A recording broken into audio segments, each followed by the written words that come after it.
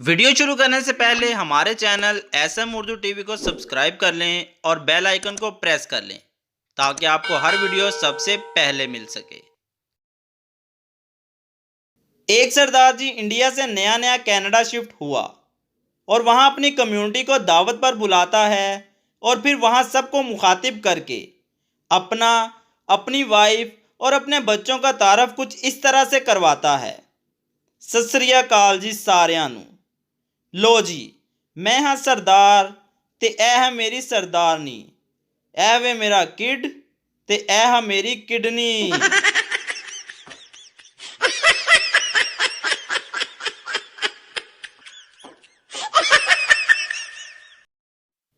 जज ने मुलजिम से पूछा, सच सच बताओ, तुमने अपनी बीवी पर किस वजह से हाथ उठाया था? 3 बातों की वजह से जनाब, मुलजिम ने जवाब दिया। पहली वजह यह थी, इसकी पीठ मेरी तरफ थी। दूसरी वजह यह थी, बेलन इसके हाथ में नहीं था। और तीसरी बड़ी वजह यह थी, मेरे भागने के लिए दरवाज़ा खुला था।